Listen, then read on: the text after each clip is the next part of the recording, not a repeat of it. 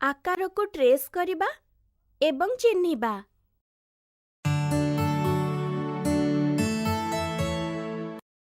କିପରି ଅଛ ସାଙ୍ଗମାନେ? ମୁଁ ତ ବହୁତ ଖୁସିରେ ଅଛି। ମନେ ଅଛି ନା, ଗତ ଭିଡିଓରେ ଆମେ ଆମ ଆଖପାଖରେ ଥିବା ବସ୍ତୁକୁ ଟ୍ରେସ୍ କରିବା ଶିଖିଥିଲେ।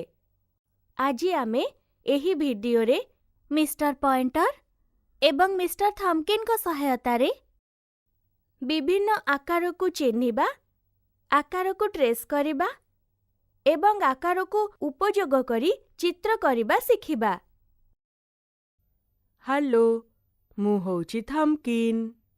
ଏବଂ ମୁଁ ହଉଛି ପଏଣ୍ଟର। ସାଙ୍ଗମାନେ, ଦେଖ, ଆମ ପାଖରେ ବ୍ଲକ୍ ଆକାରର ଘଡ଼ି ଅଛି, ଯାହାକି ଆମକୁ ଆକାରକୁ ଜାଣିବାରେ ସହାୟତା କରିବ। ଏଠାରେ ପ୍ରଥମ କ୍ରମରେ ବୃତ୍ତ ବା ସର୍କଲ୍ ଆକାର ରହିଛି। ଦ୍ୱିତୀୟ କ୍ରମରେ ଅଣ୍ଡାକୃତି ବା ଓଭାଲ୍ ରହିଛି। ଏହି ଆକାର ଲମ୍ବା ବୃତ୍ତ ପରି ଅଟେ। ଏଥିପାଇଁ ଏହାକୁ ଲମ୍ବ ବୃତ୍ତ ମଧ୍ୟ କୁହାଯାଏ। ତୃତୀୟ କ୍ରମରେ ତ୍ରିକୋଣ ବା ଟ୍ରାୟାଙ୍ଗଲ୍ ଆକାର ରହିଛି। ତ୍ରିକୋଣରେ 3ଟି ବାହୁ ରହିଥାଏ। ଏହାକୁ ତ୍ରିଭୁଜ ମଧ୍ୟ କୁହାଯାଏ। ଚତୁର୍ଥ କ୍ରମରେ ବର୍ଗ ବା ସ୍କୋୟାର୍ ରହିଛି। ଏହାର 4ଟି ବାହୁର ମାପ ଏକ ସମାନ ହେଇଥାଏ। ପଞ୍ଚମ କ୍ରମରେ ପଞ୍ଚକୋଣ ବା ପେଣ୍ଟାଗନ୍ ରହିଛି, ଯାହାକୁ 5 ବାହୁ ଯୁକ୍ତ ପଞ୍ଚଭୁଜ ମଧ୍ୟ କୁହାଯାଏ। ଷଷ୍ଠ କ୍ରମରେ 6 ବାହୁ ଯୁକ୍ତ ଷଡ଼ଭୁଜ ବା ହେକ୍ସାଗନ୍ ରହିଛି। ସପ୍ତମ କ୍ରମରେ 4 ବାହୁ ଯୁକ୍ତ ସମାନ୍ତର ଚତୁର୍ଭୁଜ ବା କ୍ୱାଡ୍ରିଲାଟରାଲ୍ ରହିଛି। ଅଷ୍ଟମ କ୍ରମରେ 4 ବାହୁ ଯୁକ୍ତ ସମଚତୁର୍ଭୁଜ ବା ରମ୍ବସ୍ ରହିଛି। ଏବଂ ଏଠାରେ ନବମ କ୍ରମରେ ଆୟତକ୍ଷେତ୍ର ବା ରେକ୍ଟାଙ୍ଗଲ୍ ରହିଛି। ଏହାର ବିପରୀତ ବାହୁର ମାପ ସମାନ ହେଇଥାଏ। ଦଶମ କ୍ରମରେ ହୃଦୟ ବା ହାର୍ଟ ଆକାର ରହିଛି।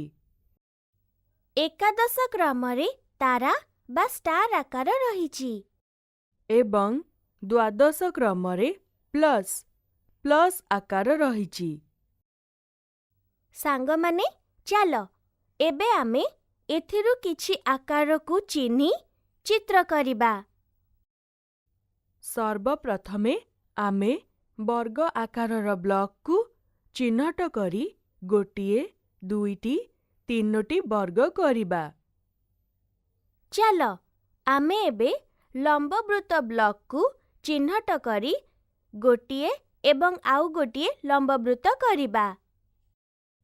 ଏହି 2ଟି ଲମ୍ବବୃତ୍ତ ତଳେ ଷଡ଼ଭୁଜ ବ୍ଲକ୍‌କୁ ଟ୍ରେସ୍ କରି ଏକ ଷଡ଼ଭୁଜ ଆକାର କରିବା। ହଁ, ଏବେ ଆମେ ତ୍ରିକୋଣ ବ୍ଲକ୍‌କୁ ଟ୍ରେସ୍ କରି ଏପରି ଗୋଟିଏ ଏବଂ ଆଉ ଗୋଟିଏ 2ଟି ତ୍ରିକୋଣ କରିବା। ଏବେ ସମାନ୍ତରାଳ ଚତୁର୍ଭୁଜ ବ୍ଲକ୍‌କୁ ନେଇ ଏପରି ରଖି ଟ୍ରେସ୍ କରିବା ଏବଂ ଗୋଟିଏ ଓ ଆଉ ଗୋଟିଏ 2ଟି ସମାନ୍ତର ଚତୁର୍ଭୁଜ କରିବା। ଏବେ ଏହି ବ୍ଲକ୍‌କୁ ଦେଖ।